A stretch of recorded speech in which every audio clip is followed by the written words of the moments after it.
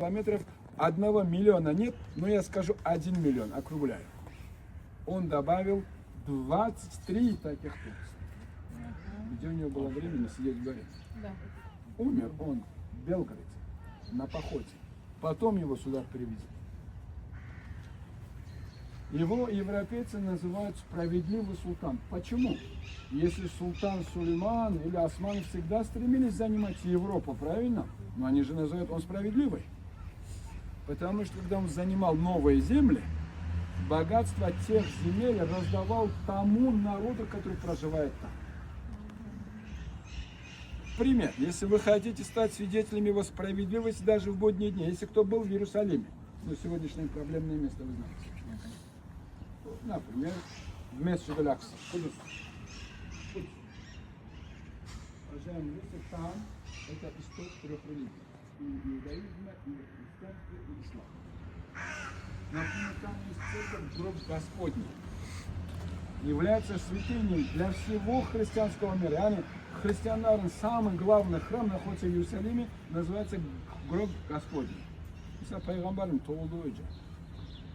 Как вы думаете, кто открывает и закрывает двери от того храма по сей день? Кому передал султан Сулейман ключи от храма Гроба Господня?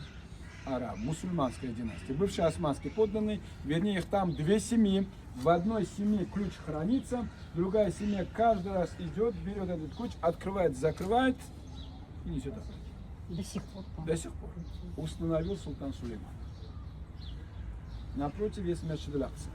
Для нас является святыней, для всего мусульманского мира. Вы знаете, это первая кубля Яхнусбургян. Да.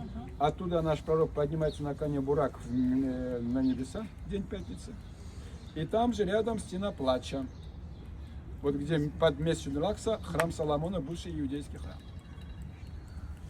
Установил султан Сулейман. С другой стороны, потому что люди там живут общинами. Христианская община, арабская христианская община, греческая община, армянская община, арабская мусульманская община, иудейская община, понимаете? Тень проходит же. Есть вечная тень. Солнце ушел, тень ушел. Говорю, красота это тень. Она пойдет. Например, султан Сулейман захоронен прямо в его мечети. Kimler var burada? Те, которые, ну, прихожан, государственные деятели, чиновники, тарикаты, шейхи разных тарикатов, известные люди могли захорониться прямо на территории. Чтобы каждый, кто приходил, мог молиться. Но мы, рассматривая эти надгробия, можем понимать, кому они принадлежат. Если мы видим вот такие узоры, цветы, лепестки, или там цветы, лепестки и так далее, прочее, и они хатун. Сейчас. Если мы видим вот такие, например, как фески, нужно феска, фес. Вот фильм бар, Кармузе, феска. Если кто-то смотрел, правда, феска в нашу культуру, она вошла в коридор, оставляем для проходящих.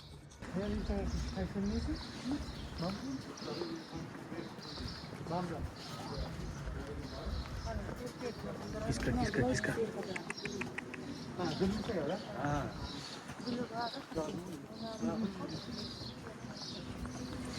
Judayam bir zo'r tarix berdilar. Yurtimizning guli bor, xotini bor.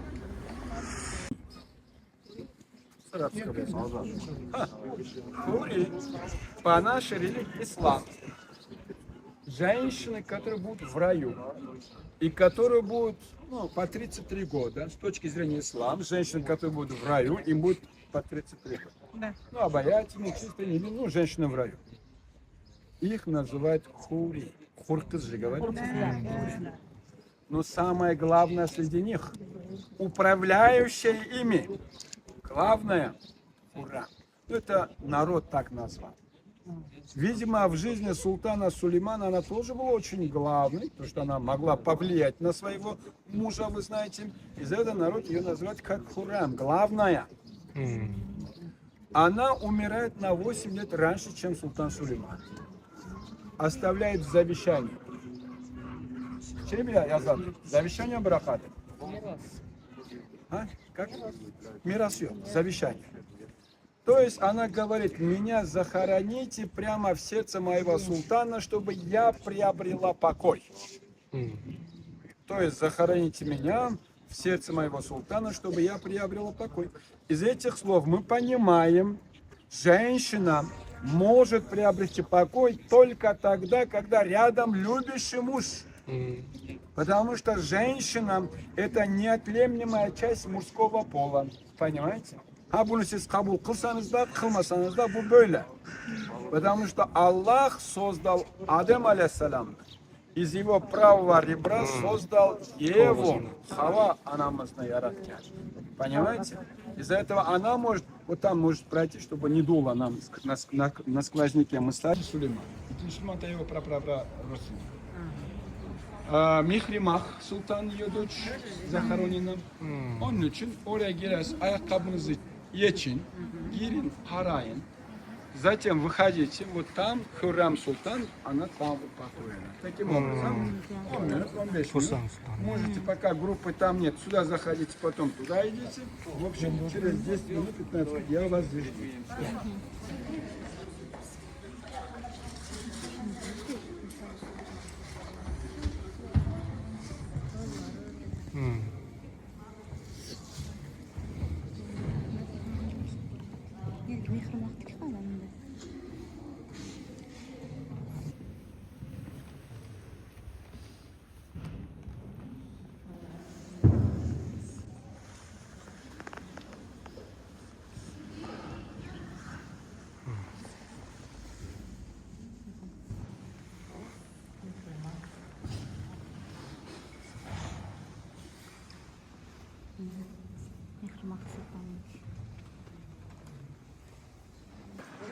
Xurram sultonni shu yerda yotibdi ekan. Hamma Xurram sultonni yaxshi bilsa kerak. Avvalo assalomu alaykum, yaxshimisizlar? Turkiyadan salom. Makamda ko'rib turgan joyimiz bu Xurram sultonni ya'ni yotgan joyi ekan. Bu yerda juda ko'plab insonlar yotibdi. Bir chetdan ko'rib chiqamiz hammasi. Xonim sulton kim edi? Xonim sulton kim edi bunlar?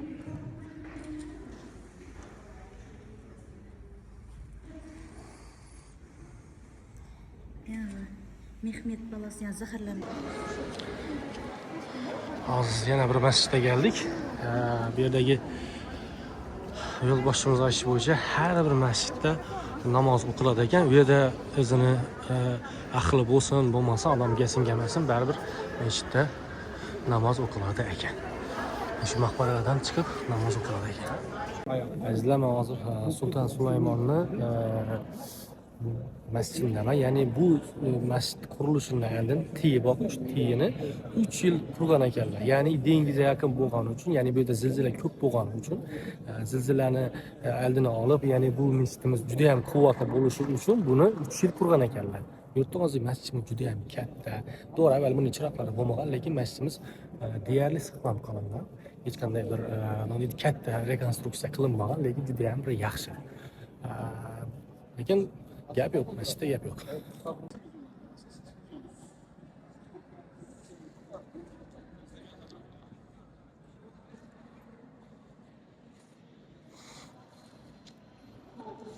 Gumbazlarni, ya'ni o'sha ustunlarni e'tibor beradigan bo'lsangizlar, hammasi juda ham bir boshqacha tuzilgan. E'tibor beradigan bo'lsangiz, juda ham mustahkam.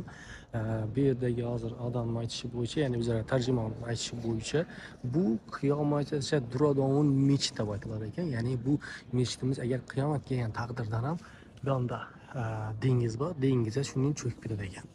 Bu deyakim, ya'ni bu mechitimiz qulab tushmaydi hech qanday, hech davrda va Muhammad payg'ambarimizning hadislarida bor va bu ham men to'liq bilmayman, lekin Muhammad payg'ambarimiz ham shu mechit haqida ozgina o'zlarining gaplarini, ya'ni hadislarni aytib o'tgan ekan. E'tibor beradigan bo'lsangiz, dafasini e'tibor bering, juda ham bir boshqacha o'tilgan Sulton Sulaymonni masjidi, ya'ni o'zi shuda namoz o'qiydi ekanlar. Yana bir narsa aytib o'tishimiz kerak. Bu yerda masjidda e'tibor beradigan bo'lsangiz, ayollar uchun отдельный o'zini, ya'ni masjid o'qiydigan, ya'ni namoz o'qiydigan joyi bor ekan. Ayollar bu yerda o'qiydi ekan, ya'ni o'ralgan taqdirda, o'ralgan, ya'ni erkaklardan xoli bo'lgan joyda va bu yoqda bilasizlar, erkaklarning o'zi shu yerda namozni o'qiydi ekan yurtlarimizda. Yana bir ma'lumotni aytib o'taylik. Shu yurtgan kitoblarimiz hammasi tekin, mutlaqo bemalol gap so'zlar bo'ladi ekan. Ya'ni bu yerda o'zbekcha, inglizcha, eroncha, arabcha hamma tildan bu yerda olish mumkin. Yozib qo'ydim Fransiyaniki, boshqanikida, Ispaniya boshqasi hammasiniki bor ekan. Yurtimizda bemalol kitob xarid qilsangizlar bo'ladi ekan. Zo'r.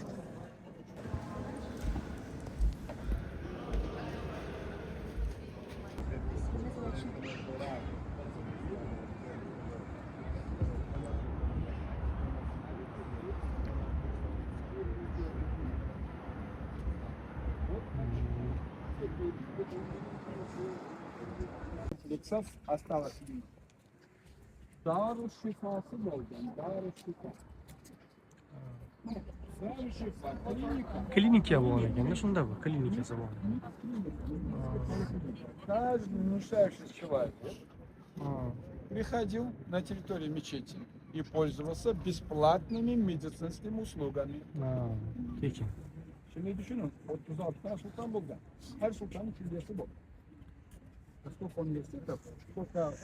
Demak, ma'lumot bo'yicha yurtimizda shu yurtgan joyimiz klinika o'zlarimizda, ya'ni tibbiyot birlashmasi bo'lgan ekan, ya'ni 36 dona sulton bo'lgan ekan, har birisini shunday klinika klublarga, ya'ni har bir inson faqat sultonlar emas, hamma insonlar bemalol kelib shu yerda davolansa bo'ladi ekan, tekin. Дару шифа, дару аджиза. Каждый нуждающийся человек приходил на территорию Дару Садиса. Sulton Sulaymonni hammomi ekan. В то время Bir qiziq tarafi, ya'ni bu yerda 3 kun ayollar, 3 kun erkaklar hammom qiladi ekan. Sulton Sulaymonni hammomi. Faqat hamma emas, o'zini biriktirgan odamlari bo'ladi ekan.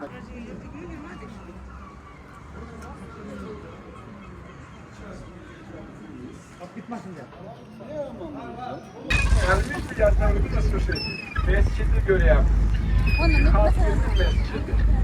Нас, Султан Сулейман, помните, который был более горбатый, который был более. Уважаемый гость, Султан Сулейман устраивал поход иранскому шаху. Все сыновья пришли к нему, как бы поддержать своего отца. Мустафа тоже пришел. Havo dim yaxshi emas, lekin tepada tursa bo'ladi. Ozgina bo'lsa ham havoni chidasa bo'ladi, uni sovuq emas. Aytishlari bo'yicha bu yil shunday o'tirib ekan o'zi. Har yili bunday vaqt o'zi isitib berish kerak ekan, lekin u yaxshi havo. Agar turan tarixiy to'badan bo'lsangiz, bu yerdan tarixiy obidalar bor ekan. Ya'ni shu tarixiy ko'rishingiz mumkin. Bu yerda dengiz. Xo'p, biz dengizga chiqdik, ya'ni Miramir degan dengiz ekan. Xudo aytgan bo'lsam uzrlar. Adini, lekin zo'r. Yurtimizda juda ham bir boshqacha atmosferani olindi. Qushlar ham ya'ni yemak, ya'ni olimiz nom berdik. Zo'r bo'ldi. Zo'r. Aytsa, juda ham bir boshqacha joylar ekan. Tarixiy asar bor ekan. Hozir является как музей. Черное море. Это 6 государств окружает Черное море. Это все озеро Атлантик. То есть поселено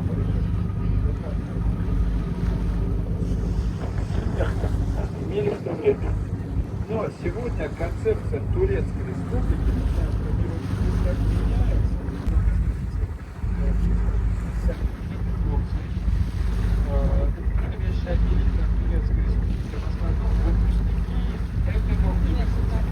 Лет назад очень бедная страна была, ничего здесь не было.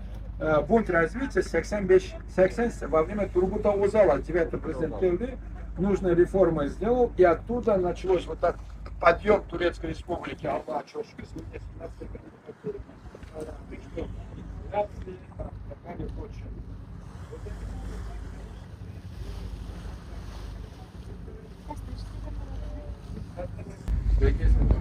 Турция. То есть к чему я вам это рассказываю? Просто... Turkiyada va Yevropada juda ham bir shov-shuv bo'lgan joy. Ya'ni Hagia Sofiya. Avval bilasizlar, ana bo'lgan yana bir 100 yillab Juda musulmonlarning joyi bo'lmagan. Oxir oqibat Rajab Toyyib Erdo'g'an kelgandan keyin bu joyni o'zgartirib, hozirgi kunda esa bu joyimiz ya'ni masjid bo'lgan. Hozirgi kunda esa shuni masjid bo'ldi. Juda ham zo'r, hozir sizlarga ko'rsataman. Shuning chiroyli bir joy bo'lgan. To'g'rilar. Juda ham zo'r.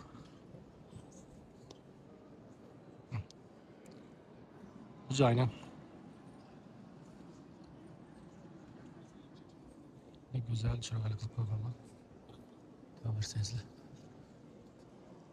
Yana bir joy bor. Buni devorlarni e'tibordan bo'lsangizlar hammasi saqlab qolingan. Deyarli tepalari, boshqa ishlari albatta yiqilib ketmasligi uchun buni rekonstruksiya qilib ko'tarib qo'yibdilar. Ya'ni tepasi tomi tushib ketmasligi uchun qilingan narsa. Lekin juda ham baland ekan. Şey baland. Bo'yni orib ketadi qarab. O'rtog'ingiz yumsha katta va o'zina yarasha tarixlari bor. Agar o'z tarixi bo'lsa pastga yozib ketaman. Tarixi tamiz. Buni joy ekan.